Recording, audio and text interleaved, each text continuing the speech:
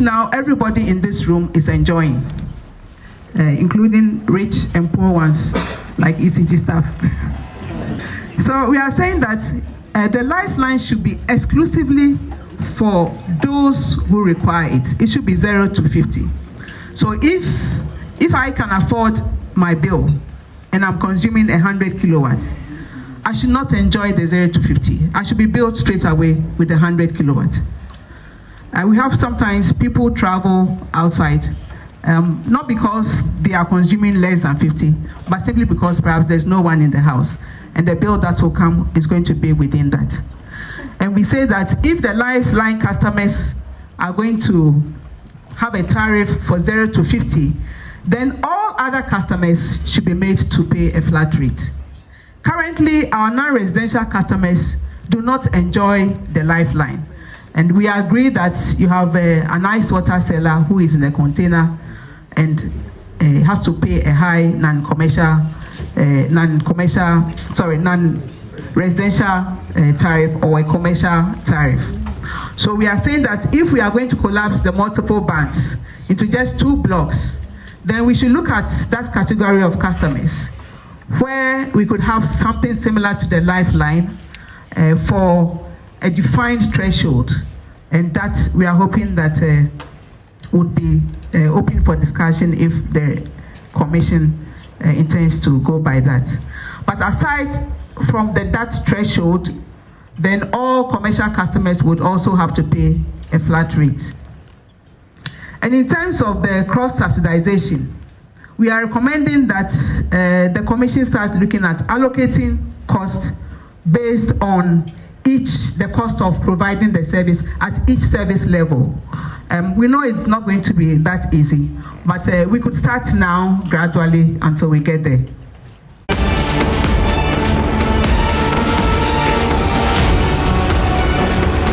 The much-anticipated Civil Society PURC Engagement Forum on Utility Tariff came off with leading civil society activists participating to make their thoughts on the proposals known. The proposals from the utility companies have attracted wide public condemnation, with many questioning the quality of service from these utility entities. Leading the charge against the utilities at the forum was ASEP boss Ben Boache, who asked them to stop investing in projects that will not ensure proper returns. We spent $1.2 billion paying for the under-recoveries in the power sector alone. That is 3 times more than what we spend on social infrastructure, education infrastructure, roads, agriculture, and social protection. I mean, it's not sustainable for us to keep doing that. When are we going to get the roads if we are pumping up such money into the power sector inefficiencies? We buy gas from the gas operators. We infuse the price of the gas in the tariff, but the gas price doesn't come out, and the government have to find money from the budget to go and pay for the gas, because of the inefficiencies that are happening. So the power sector and the energy sector in general has become a very crucial sector for Ghana that we need to resolve as quickly as possible. In 2 years, we had wasted 14 billion Ghana cedis, addressing the power sector problems. And we are not investing that much in roads. We are not investing that much in education. We are not even able to pay free SHS. But energy analyst Kojo Poku believes it's time Ghanaians paid realistic tariffs to sustain the companies. We talk about losses, technical and commercial losses. For the commercial losses, I always say that the management needs to be kicked by the ass to go and collect the money, because they employ people who are supposed to collect this money. But for the technical losses, you need investment to reduce it. Most of these machinery was built in the 60s and never been changed. That is why the losses are high, because electricity dissipates when the machine gets old. So you and I understand from the presentation, and that's why this public hearing was very important, for us to know what goes into it. Because yesterday people were panicking, hey, they're asking for 148, but today we are leaving here with an understanding that these are some level of necessary evils. On his part, member of the Civil Society Platform for Oil and Gas, Kwame Jantua, agrees that some increase is warranted, but insists it should be lower than what they are asking for. So we'll be continuing that conversation with Mr. Jantor here on the AM show, and also taking your views as well as regards these proposals by the utility providers. We also have the PRO for the Ghana Water Company Limited, Mr. Stanley Marty, and Andrew Mercer, Deputy Energy Minister, who will also be joining us shortly. We have Andrew Ijapa Mercer on the line. Thank you so much for joining the program this morning, sir. So we've heard from the electricity companies or the utility companies. We've also heard from the stakeholders who were at that forum yesterday. On the side of government, would we see these proposals by ECG, for example, the 148%, approved, or it will be a reduction like other experts have suggested? Well, let me say good morning to your cherished viewers. And, it's unfortunate I couldn't join by phone. I'm actually on the move. But to directly respond to your question, I mean, if institutions of state, okay, have been established to evaluate the requests of utility companies, then really the position that government takes, as far as I'm concerned, with all due respect, is neither here nor there. Okay. ECG consistently in the past, okay, when there's a major tariff review, then meets with its board and management, takes a certain position, and then submit it consistent with the law to PURC. PURC doesn't just take it and take a decision on it. They do stakeholder engagement. And yesterday, they held stakeholder engagement with actors within the value chain. So you can see that there was VRA, there was Gridco, there was Ghana Gas, there was ECG itself, okay, and there was Ghana Water. They've made their representations. Some civil society organizations were also heard. Post that, PURC would then engage Parliament, Committee on Mines and Energy. They will meet with the ministry. They will meet with other stakeholders and also hold a public hearing. And then after it has assessed all the views that are canvassed by the various stakeholders, then makes a determination as to the level of tariff. And bear in mind that it could go either way, okay? Because we as a ministry have done some modeling, which we have put to ECG, that they have considered in their proposal to PURC with respect to the changing of the structure of the tariff. We believe that where you have a lifeline that then seeks to protect the vulnerable, but after that lifeline, there are bands that essentially, the higher the band that you fall into, the punitive, if you like, the tariff. And there was a basis at the time that the tariff structure was approved, why it was done that way. Because then the notion was to discourage electricity consumption. But now we want to encourage electricity consumption because we're going into industrialization, doing one district, one factory, doing all sorts of value addition that necessarily will require industry, especially, to consume the power that is available. But because of the band structure, industry gets to be punished for using electricity to generate the economic growth that we need. So we have said that, look, just like when you go to the fuel station and you buy a liter of fuel for, say, 10 pesos per liter, and this is just an example, okay? Regardless of the size of vehicle that you drive, you still pay 10 pesos per liter. Why can't we introduce that regime in the electricity distribution chain so that regardless of how high the consumption is, you still pay the same rate as if you elect to, do less consumption? That proposal in itself, based on the data that I have seen, leads to some reduction in some level of consumption bracket that people are already in, and some increases in the level of brackets that some other category of people are in. But all those are subject to the final evaluation and approval of the PURC. All right, Mr. Mensah, Okay, I get the point. Sorry to interject, but I get the point that, yes, it is the PURC's mandate to engage stakeholders, look at the proposals, and determine the appropriate rates at which to increase the tariffs. But from your standpoint as a Deputy Minister for Energy, yesterday we heard from the Director of Communications for the ECG, who says it's a do-or-die affair. They need the money. They need the increase at the rate they've pegged it at, or else they may, run at huge losses. Already we are told that they are bankrupt. Is this justified? It's not for me, okay, because I sit at the ministry and the information that I see suggests to me that for every example, 100 units of electricity that ECG sells, it is only able to collect about 60% of that. Okay? So what would be their financial position when they are able to collect 80 or 90%? And so Hello, Mr. Mensah, we are losing you, please. Realistic. Is it affordable? Okay? And is it available?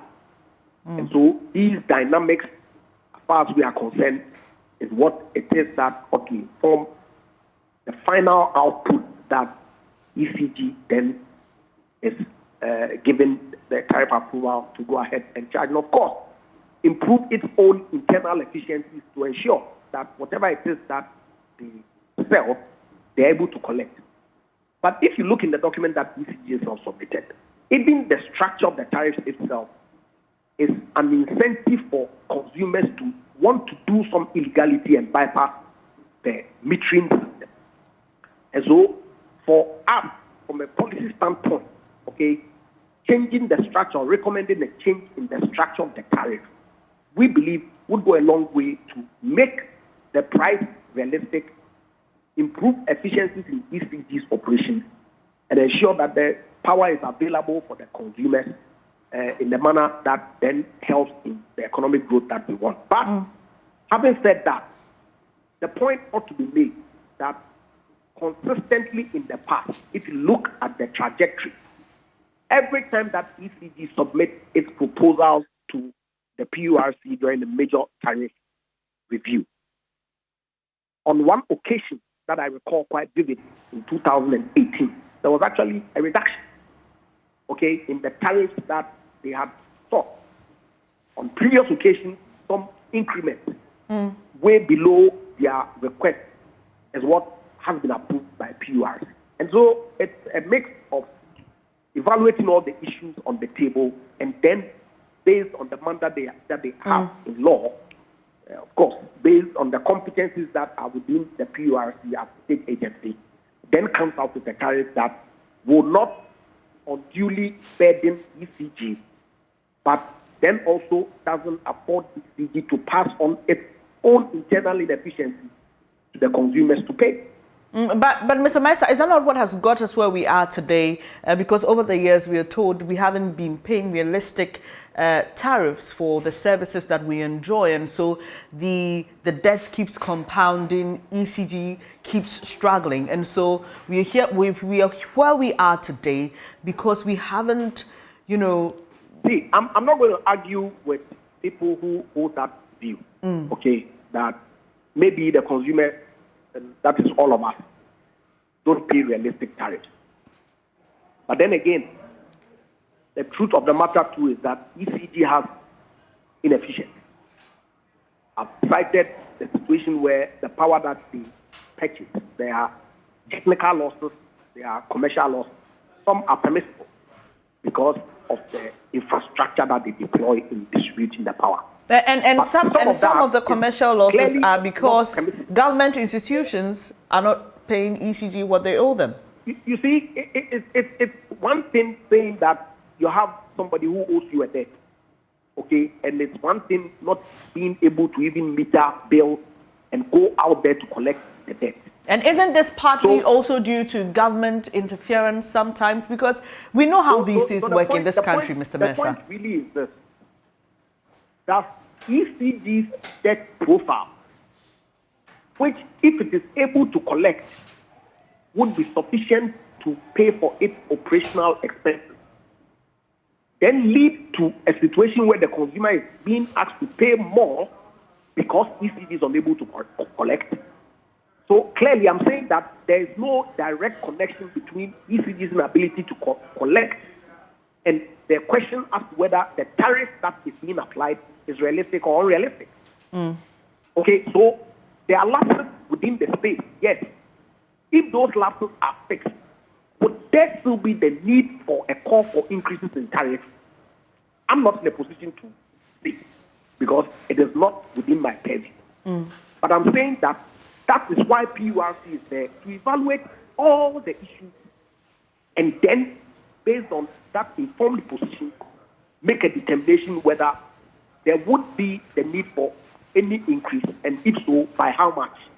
Or that low, we think that there ought to be a reduction because the assessment of the information before us, ECG ought to be profitable and meet its operational expenditures with the prevailing tariff. That exercise is one that PURC ought to carry out. But I'm saying that from a policy perspective, we as a ministry think that the structure of the tariff itself ought to be changed. And that really is the role of the Ministry of Energy in all of this, to provide policy direction. All right. Not to remote control the management and board of ECG, but of course to support them to ensure that the power is available to the Ghanaian consumer. And as far as I'm concerned, if we're able to do that, that would be an able discharge of our mandate that the President has given my minister and ourselves to support him in doing so. All right. I'll have you hold at this point. Let me bring in Mr. Kwame Jantua. Thank you for joining the program, sir, and hold on. So we've heard quite a lot from the Deputy Minister for Energy, Mr. Mensah there. There's something, though, he hits at very hard, and it's the independence of the PURC in arriving at the percentages at which tariffs should be increased. Are you confident, Mr. Jantua, that the PURC will work or does work independent of government interference? Well, good morning. Good morning to Deputy Minister and good morning to yourself. The proposals that have been put forward, and if you listen to ECG, some of the reasons is based on the economy.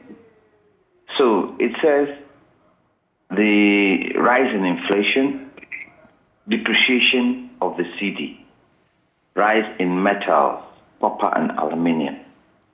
Are we saying that if they are granted their percentages that they want, in the next 5 years, they're not going to come back and ask for more, especially if in the next 5 years, inflation is still high and there's a depreciation of the cedi? Because that is what they are basing it on. The central focus is not based on their operations and the challenges of the operations, but based on the economy because of the reasons, the inflation and the depreciation of the cedi. But isn't that expected? Say that again? Isn't that expected that when all these things you've mentioned increase, then there generally should be an increase from their point because they purchase? It also depends on how efficient they have been in their collection of monies owed them. Because if inflation is going high and you've been able to collect all your debts, the rise will be minimal. Because remember, the PURC, what they haven't done is to apply the automatic adjustment formula, which is a softly approach. Every 3 months you look at it. Every 3 months you look at it. Just like we have with MPE and fuel. For the past probably year and a half, the automatic adjustment formula hasn't been applied. And so we've gotten to a point where the little drops of water that could have probably taken some of the pressures off the utility companies wasn't used, and now we've had the mighty ocean save us. The question is, can the people pay? Is there enough money within the tariffs we are putting out for the people to be able to pay? And if the people can't pay, is it that the kind of challenges that ECG water are going through would be able to be solved? So, for instance, illegal connection, illegal tapping of water. Because if I can't pay, I still need water, I still need electricity. The task force that was put in place, where they were supposed to disconnect people who hadn't paid, what happened? When they started disconnecting some government institutions, what happened? We get orders from above. And so that task force really hasn't been able to achieve its aim. Yes, as inflation goes up, a certain increase would be required. And currently, ECG are telling us, well, let me not use ECG alone, utilities are telling us that if they do not get these increases, excuse my English, yamutu. But is that so? Is that true? I don't think that is true. I think they have put out the kind of percentages they have put out because they expect not to get those percentages. But then if it's reduced, then at least it would help them as to where they really want it. That's why it is good for them to come out and tell us A, B, C, D, E. Look, apart from the utility, VRA also has put in a tariff bid. And when you look at the VRA costs, installing of resources for supply of water, 10.7 billion. Aboasi gas interchange upgrade, 7.38 million cedis. The 10.7 billion was in dollars. Power connection in Tema, 11.68 million cedis. The TI plant, 5.86. They have spent money. No two ways about it. They need to recover. So they are asking for at least 10 cents. It's up to PURC. And it's good that they are doing these stakeholder engagements meetings. They are meeting the AGI today. Yeah. It's good they are doing it because they bear the brunt of bringing out the kind of tariffs they feel, according to the information they have gathered, would be convenient. Because, look, for instance, I asked the question at the event, why hasn't maintenance been a continuous thing? Because Ghana Water said they have pipes that have been installed 55 years ago. So I asked the question, are you saying that within this 55-year term, you haven't done any maintenance? Is that what you're telling us? And if that is the case, don't you have a maintenance budget in there? And PURC would have to question all these things and sit down with them and go through the figures they presented with a fine-tooth comb. Because the world today is not like the world yesterday. Inflation is what? 23.6%. And Ghana is one of the highest in the sub-region. And if that is the case, they need to be able to tick off and see those areas that would help ECG, that will help the utilities, and invariably help the Ghanaian citizen in terms of supply of these services. All right, talking about water and pipes that may not have been maintained for 55 years, let me bring in Mr. Stanley Marty. He's PRO of the Ghana Water Company Limited. He joins us via Zoom. Thank you for joining us this morning. I'd just like to start off with you, giving us an answer to that question. Why haven't we seen continuous maintenance of our equipment? Doing that over the period, but because of lack of funds, you are unable to do it. Can you please? Sure. It's difficult to hear you. Hello. Yes, sir. Okay, so what I'm is okay now? Much better. Okay, so we have been doing our best under the circumstances because we do not have much revenue to do that, but we still managed to do that because, for instance, we have a vision to be a world-class leader. And so the little tariff that we have, we manage very well to enable us to do what we have to do. So if you look at our presentation yesterday, you realize that we have done a lot of investment in extending pipelines, in changing pumps, and we still have some infrastructural stuff that we need to do going forward, so that at least we can improve on our services. So despite our current situation, we still work hard. But do Ghanaians want us to serve them the way they want? If you want us to serve you the way Ghanaians want, then we should be prepared to pay more. And we have just imputed our data into the template given to us by the PLC. Okay. So then you are able to see everything. It is not like there's any fake thing anywhere. Every data there is from our audited accounts. And so everything is the way it should be. And so based on that, we are able to tell that if we have to use only our operational mandate, our operational data, then the tariff will be up to 19%. But then if you have to add other capital investment, especially for the debt that we owe government, okay, then it will go to 25 cedis. But if we add all these, including the cost of our desalination plant cited in Teshinongwa, then it will go to 28.52 cedis, and this is per cubic meter. Okay, now per cubic meter, let me explain further. It's about 2,000 of our 500 ml packaged bottle, the volume. Okay, so we buy let's say a packaged water 500 ml at 1 cedi at minimum. Okay, and then 2,000 of that will be 2,000 cedis, and it's just 1 cubic meter. Now, the 1 cubic meter that we are requesting from the people of Ghana is 19 cedis 52 pesos.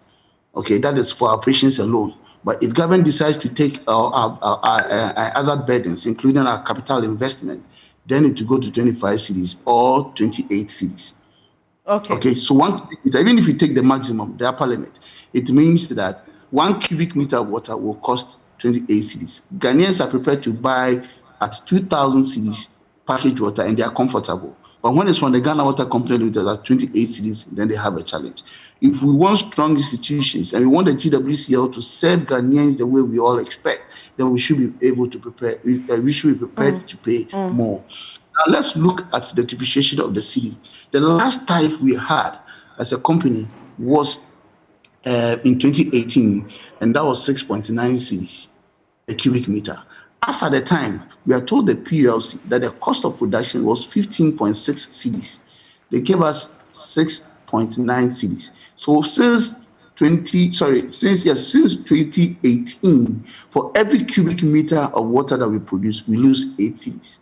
For how long can the Ghana Water Company Limited live or work like this? Meanwhile, we expect efficient services from the company. How can that be done when we are not paying realistic tariffs? Mr. Mate, since the proposals by your company... Let me add this. Okay, please proceed. That 40% of our income goes into energy. That is to ECG, NETCO, and GIDCO. 40%. Okay. Now, that means that if you collect 1 billion cedis annually, 400 million cedis goes to ECG. Now the rest is supposed to go for chemicals, to go for other inputs, change our pumps, extend pipelines, and all that. How can this be feasible? Now, per the data that we presented to PULC, okay, our annual expenditure is over 4 billion Ghana cedis. Meanwhile, per the tariff, if we have to collect everything per the tariff that PULC has given us, we'll only be collecting 2 billion cedis. So, who will pay for the difference of 2 billion cedis? All right, Mr. Yes. Manti, so we really... Yes. Yes, I was saying that since these proposals by your company and ECG went public, we've had people react on the show, and there are many who bring in the issue of quality service as against what they pay for. But you bring that as well, and you're justifying the need to have the tariffs approved at the rate you have submitted so that Ghanaians will be served, in your words, the way they want. I'd like you to tell our viewers and your consumers what will change if PULC decides today that we're going to approve the proposal by the Ghana Water Company Limited. What is going to change? Okay, so in the last few years, we've had some 13 infrastructural projects come on board, which has brought in a lot of water. Now we expect some 12 projects more to come on board within the next few years. That can take our access from our current 79-80% to almost 100% access. So when we are able to get this tariff, then we are sure that we can hit that target. We already have a target to attain 100% access by 2030, but based on the projects that we have in the pipeline, if all things being equal, if the tariff that we have requested for is not changed and given to us the way it is, then Ghanaians can hold us responsible for whatever we've told them in the next 4 to 5 years. And that's what I want you to be, sorry, sir, that's what I want you to be specific about. So there's somebody at home, we want pointers by which we can say to the Ghana Water Company Limited, this is what you promised for the tariff you requested. And I'm asking you what will change in terms of service delivery and the quality of water that people receive. Okay. So now the presentation that we have sent to government, we are saying that we need within the next year or two some 700 million Ghana cedis to enable us to extend pipelines to more areas. Now, in some of the regions, our treatment plants are underutilized. We need to extend pipelines so that more people can be connected to our mains. Okay, so it means that when we are able to get this tariff, we'll be able to extend pipelines and more people will have access to water. We will be able to change our old pumps that are 55 years old. We're able to change most of them so that we can have the pressures that we expect, and then we can have more volumes of water into the system. As I speak, we have some projects like some improvements that we have to do in some of our treatment plants so that we can get more water into the system. Now, for instance, in Kwong, we are putting in some mechanisms which needs money so that we can get additional 8 million gallons of water to what we are getting in Accra. Now, for us to get additional 8 million gallons of water is going to change the situation in Accra, the water situation in Accra. Okay, and not to talk about other areas within the country. So we are promising that we have requested for 28 cedis per cubic meter. If we are giving 28 cedis per cubic meter, within the next 2 to 3 years, people should expect more efficient service from the Ghana Water Company Limited. If we are giving less, that will be less the cost of production, and that will also create more challenges for us, and people shouldn't expect that much. I have to say that within ourselves, within the organization itself, Managing Ghana Water Company Limited, in the last, let's say, since 2015, we introduced some performance improvement programs, such that at the time we're collecting revenue around 14-15 million cedis a month. Now, as I speak, based on our internal restructuring and our internal performance improvement program, we are collecting close to 90 million Ghana cedis a month. This has enabled us to do the improvements that we have seen in the last few years. Okay, and so if you're able to get more, then we expect that we'll be able to attain the targets that we have been talking about. So it's essential, it's important that this new tariff is approved to enable us to do that. Since time immemorial, any tariff proposal that we have made, we have had less than that. Okay. We expect the quarterly review, as introduced a few years ago, to also function.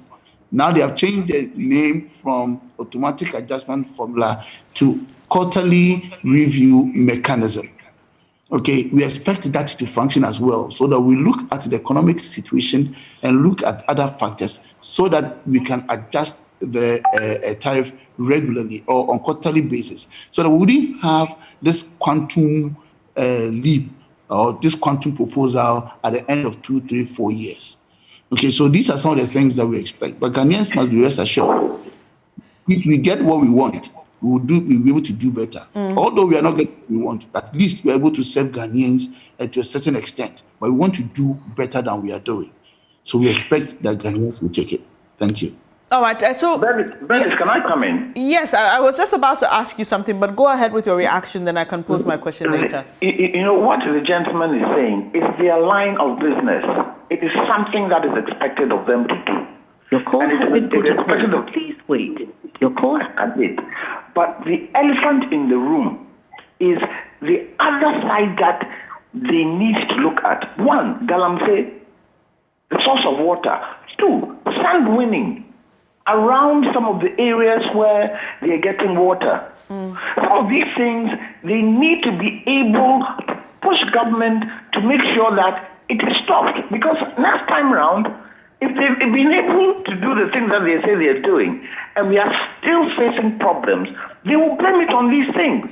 Look, I believe that Ghanaians would be okay if the utilities are providing a service that we don't have low voltage. So people's equipment in their houses aren't spoiling. We don't have frequent disconnections of water or frequent closing of water on and off, on and off, on and off. They need to be able to get Ghanaians to build confidence in the service they are giving us. Because that's the challenge. But they are saying, sorry, Mr. Janto, they are saying now that at this rate, we can only give you that quality service you want when we also get what we are demanding for. So let them get what they are demanding for. What about the other issues like Galamsey, which affects the water supply because they need more chemicals to purify the water? How are they going to handle that challenge? Because they're not talking about that. Sand winning is another thing. To be fair, Mr. Janto, sorry to interject again, but to be fair, the Ghana Water Company Limited has, I remember very well when we were at the height of the war against Galamsey, and Mr. Stanley Marty, we've spoken to him a number of times. He's been very vocal about this issue of Galamsey and how it affects their operations.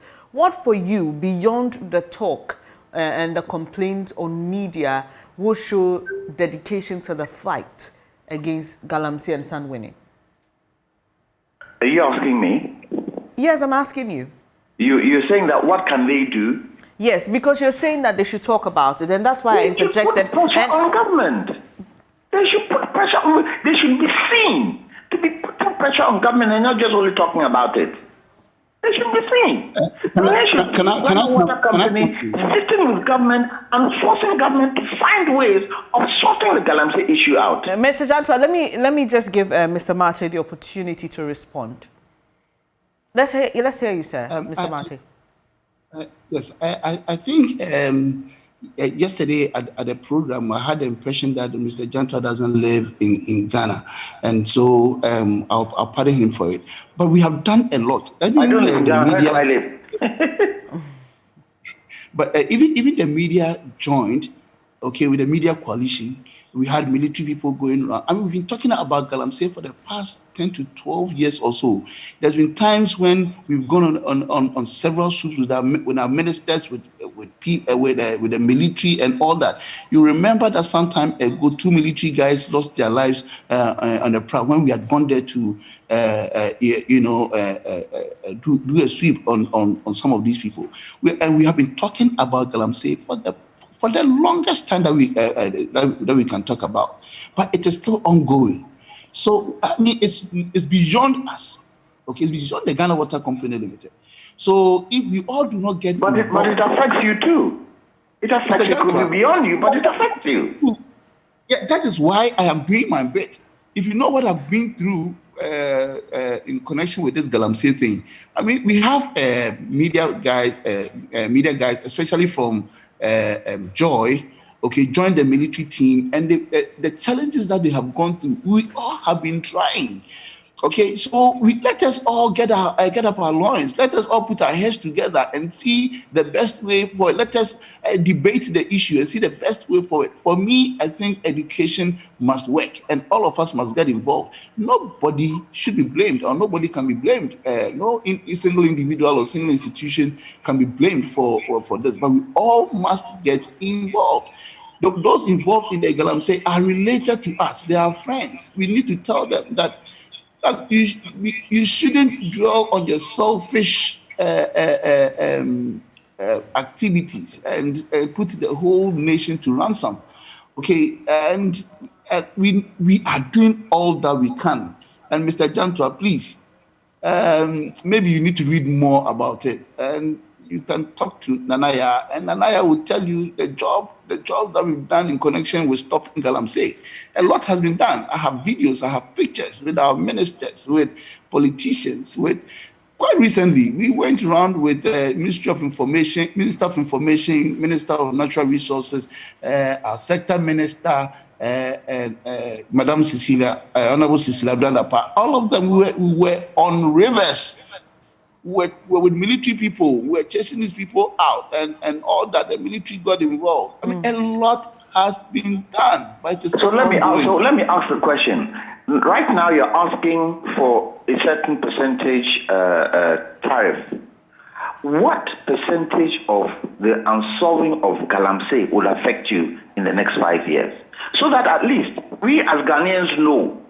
So that at least we know that, okay, you've done the work that you're supposed to do in terms of the promise you've made us. But the Galamsey issue, the sand-winning issue is a problem. What percentage would affect you come the next 5 years?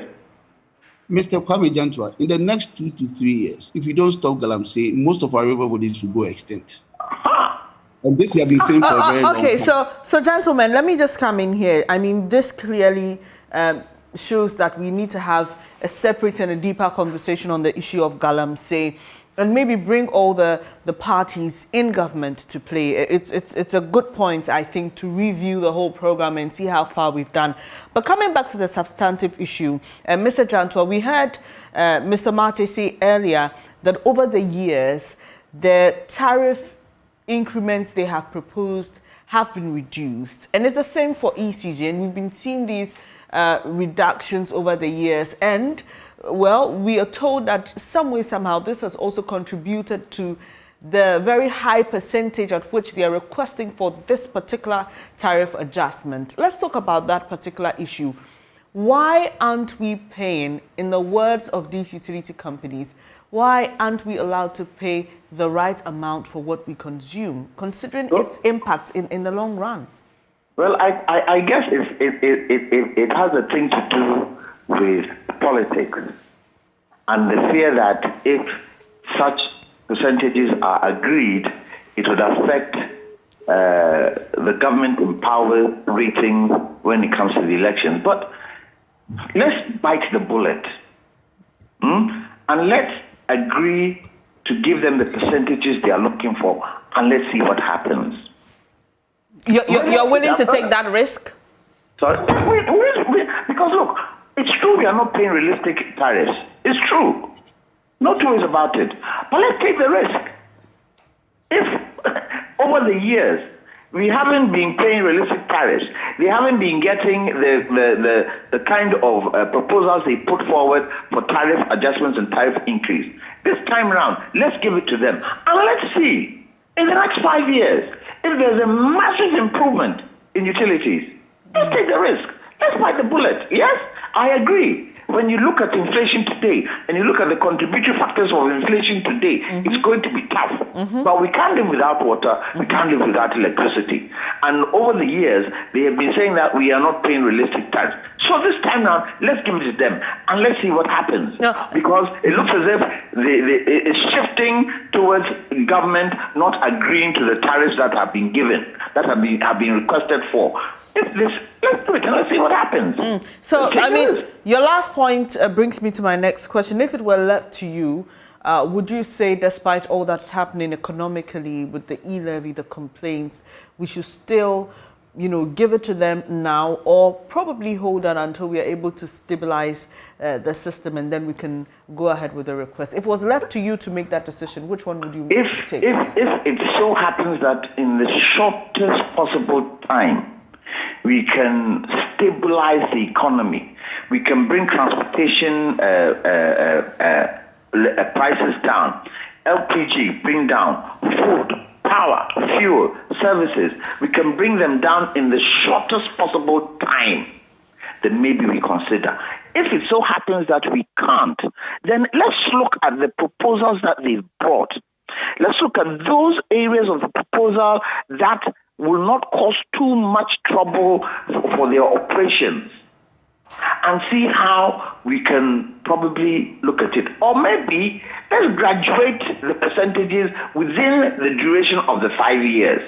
There has to be mechanisms that we use to be able to make sure that they are giving us optimum service.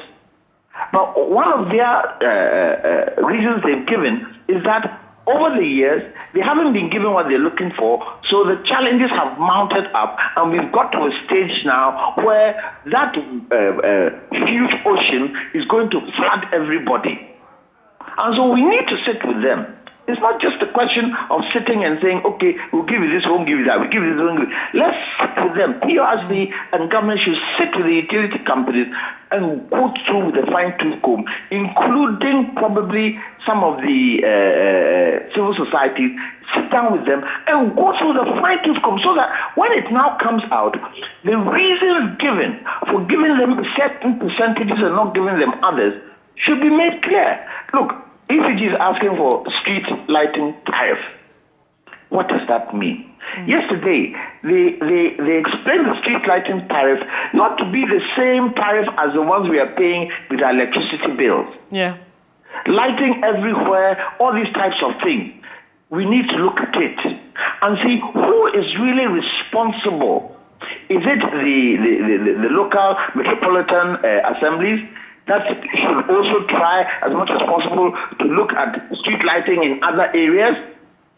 So there needs to be a discussion, a certain discussion, which doesn't only stay in the closet of government and the utilities, but also opens up, like they've done this, they're doing these discussions, open up so that people are part and parcel of it, and people get to understand them, and people begin to have confidence that the utilities are trying their best and the utilities are ready to give us the kind of services that we are looking for. You see, that confidence is important. Mr. Mate tells us all the things they've been doing. How many Ghanaians know it? How many Ghanaians see it? How many Ghanaians see the utilities come together and go to the chiefs in the local areas? Go to Asante, go to all these people and sit with them one-on-one. The public knowing what is happening.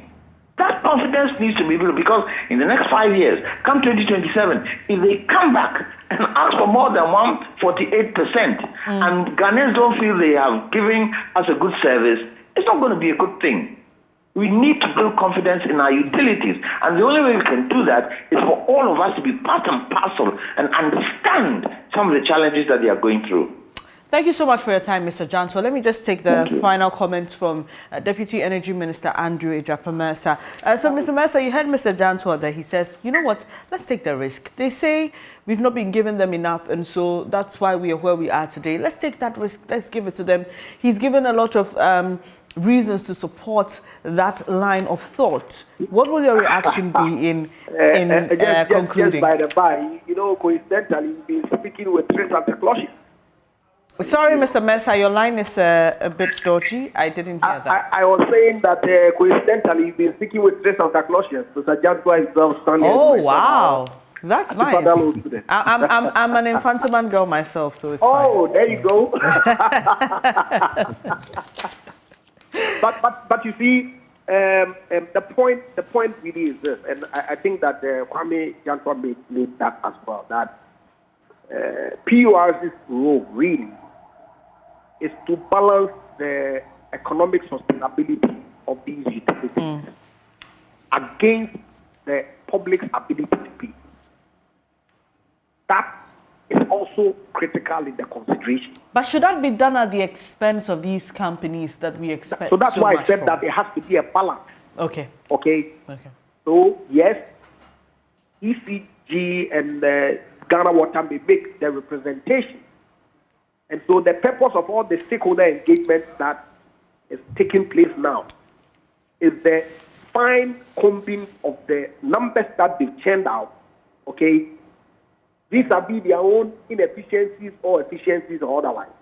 And then the public's ability to pay. It is only after that exercise that the PURC will then come out to approve a tariff that, in their view, achieves that balance. And so, useful engagement by all. But I would rather that we allow the PURC to do its work, and ultimately when they come out, because indeed and in fact, you look at that I can speak directly to ECG. If you look at the numbers that my minister put out the last time when he held a press briefing in April at the Ministry of Information, you could see that when some private sector participation was introduced into the into ECG's operation, their performance relative to collection improved.